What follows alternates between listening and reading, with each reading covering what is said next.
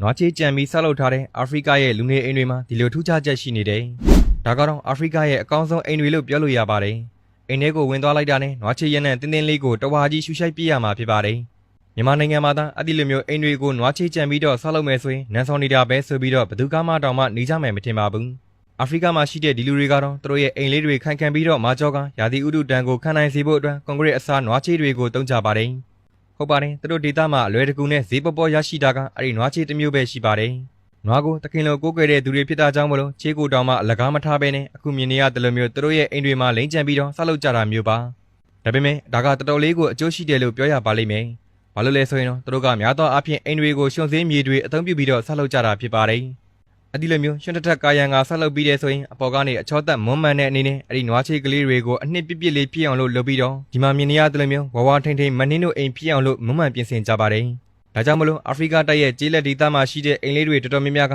အဝါရောင်လေးတွေနဲ့ထိန်ထိန်လင်းလင်းလှပနေတာပါ။နိုင်ငံခြားခီးသွားဧည့်သည်တွေလာပြီးဆိုရင်လည်းသူတို့ကအဲ့ဒီလိုမျိုးနွားချေးနဲ့ဆောက်လုပ်ထားတဲ့အိမ်ကလေးတွေတဲကိုဝင်လေခိုင်းပါတယ်။တော်တော်များများကလည်းဒီအိမ်ကလေးကအနက်တစ်မျိုးပဲဆိုပြီးတော့နှာခေါင်းနဲ့ရှူရှူလို့ရှူရှိုက်ကြည့်ကြပါတယ်။သူတို့ကတော့အဲ့ဒါကိုနွားချေးအနက်မှမသိကြပါဘူး။တီးပြီးသွားတဲ့နောက်မှာတော့နိုင်ငံခြားကိုတောင်မှမပြန်နိုင်ကြတော့ပဲတဝဝနဲ့ဂျွန်းဆိုင်ပြီးတော့ထိုးအန်လေးရှိကြပါတယ်။ဒါပေမဲ့သူတို့လိုမျိုးဒေသခံလူမျိုးတွေအတွက်ကတော့နွားချေးလေးတွေပတ်ကြံပြီးတော့ဆောက်လုပ်ထားတဲ့အင်္ဂလိပ်တွေကပတ်ဝန်းကျင်နဲ့တော်တော်လေးကိုလိုက်ရောညီထွေဖြစ်တဲ့အပြင်ကုန်ကြစိတ်လည်းတတ်တာပြီးတော့ခိုင်ခန့်တဲ့အင်္ဂလိပ်တစ်လုံးလို့ထင်မြင်ကြပါတယ်။အိမ်ထဲမှာဆိုရင်လည်းအောက်ခြေကျမ်းမြင့်တမန်တလင်းခင်းတဲ့ပုံစံမျိုးအနေနဲ့အခုမြင်နေရတယ်လို့မျိုးအဝိုင်းအကွက်ပုံစံကလေးတွေဖော်ပြီးတော့ခင်းကျင်းကြပါသေးတယ်။ဘယ်လိုပဲဖြစ်ဖြစ်နွားရဲ့ဖော်ကင်ကထွက်တဲ့ချေးကိုတောင်ဒီမှာမြင်နေရတယ်လို့မျိုးအိမ်တစ်လုံးနီးပါးနေရာလွတ်မကျန်အောင်လို့အကွက်ကြကြအကျိုးရှိအသုံးချနိုင်တဲ့သူတို့ရဲ့စကေးကတော့တကယ်ကိုမိုက်ပါပေတယ်။ပရိသတ်ကြီးတို့ရောအခုလိုမျိုးအိမ်တွေမှာကိုယ်တိုင်နေရမယ်ဆိုရင်နေကျင်ကြပါသလားခင်ဗျာ။ဗီဒီယိုလေးကိုဆုံးလေးကြည့်ပေးတယ်ပရိသတ်တယောက်ချင်းစီတိုင်းကိုလည်းကျေးဇူးအထူးပဲတင်ရှိပါရခင်ဗျာ။နောက်ဗီဒီယိုမှာအားလုံးနဲ့အတူပြန်ဆုံကြပါမယ်။